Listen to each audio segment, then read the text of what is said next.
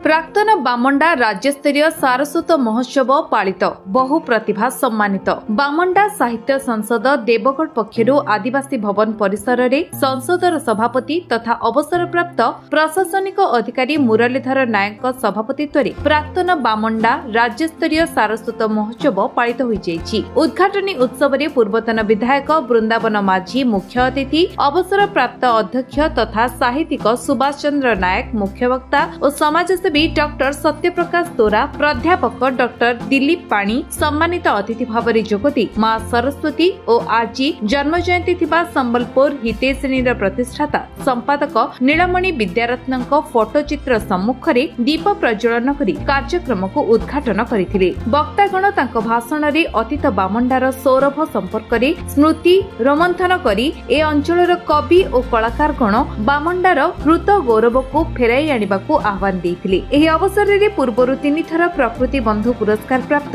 ଏବଂ ନିକଟରେ ବନ୍ୟ ଓ ବନ୍ୟପ୍ରାଣୀ ସୁରକ୍ଷା ପାଇଁ ବିଜୁ ପଟ୍ଟନାୟକ ପୁରସ୍କାର ପ୍ରାପ୍ତ ସୁଭାଷ ଚନ୍ଦ୍ର ନାୟକଙ୍କୁ ଅଖୋଜ ବାମଣ୍ଡାର ଜଙ୍ଗଲୀ ସୌରଭ ଭାବରେ ମାନପତ୍ର ଓ ଉପଢୌକନ ଦେଇ ସମ୍ମାନିତ କରାଯାଇଥିଲା। ମୁରଲୀଧରଙ୍କ ରଚିତ ଏକ କବିତା ସଂକଳନକୁ ଅତିଥିଗଣ ଉନ୍ମୋଚନ କରିଥିଲେ।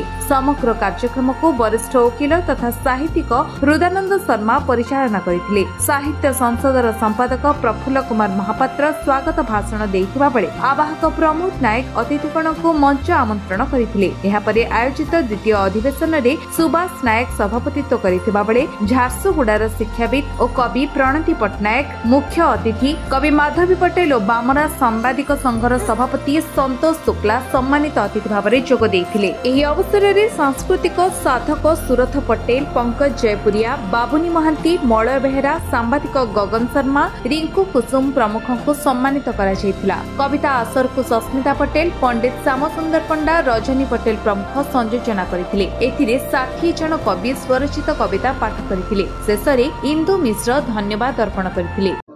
सुभाष चंद्र नायक जने साहित्यिक समाजसेवी एवं अवसरप्राप्त अध्यक्ष, एटा बामंडा साहित्य संसद एवं आदिवासी सामाजिक सांस्कृतिक परिषद कुचिंडा और देवगढ़ मिलित उद्यम रे एटा हमर बामंडा सारस्वत महोत्सव अनुष्ठित हो जाइए।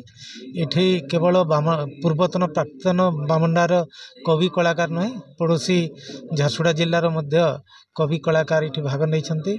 प्रकृत में कुचिन्ना एवं वर्तमान जो देवगढ़ जिला यहाँ मिसिक होची प्राक्तन बामंडा। ये बामंडार गोटे अस्मिता थिला समग्र ओडिशा रे, कहीं एशिया रे ये दीर्घतम टेलीफोन लाइन थिला जोटा कि गोविंदपुर आरंभ करी आमर बारकोट पर्यंत। द्वितीय रे प्रथमे आमर बिजुलीबती बाहरी थिला जोटा कि समग्र देवगढ़ को आलोकित करुला। एवं एटा आमर बामंडा अंचलटा अखोज बामंडा कहला। हाथी संख्या, बाघ संख्या, जंगल संपद भरपूर थिला, किंतु आज धीरे धीरे पदा हो बामंडार दुईटी आखि जोटा गोटे है प्रधानपाड़, गोटे है गुदगुदा, यार धीरे धीरे अवक्षय होची। यार अस्मिता को आगू बढ़ाई अतीतर जितकी आमर बामंडार अस्मिता अच्छी बढ़ाई कवि कलाकार मान ये आम एकत्रित करूँ। मुझे मुख्य वक्तव्य प्रदान करी। दुईटी अधिवेशन कार्यक्रम होती, गोटे कविता आसर आ गोटे कलाकार मान कला प्रदर्शन उद्घाटनी अधिवेशन। मु आशा करी यही आमर छोटिया प्रयास आगामी दिन में जोटा ओडिशा को एकत्रीकरण करने प्रजा मंडल माध्यम रे विभिन्न स्टेट तत्कालीन स्टेट को मिसेक ओडिशा रे मिलित ओडिशा गठन करने आमर बामंडा काम करथिला। आज नीलमणि विद्यारत्न जन्मदिन, जे कि संबलपुर हितेश्रेणी सुयोग्य संपादक थिले।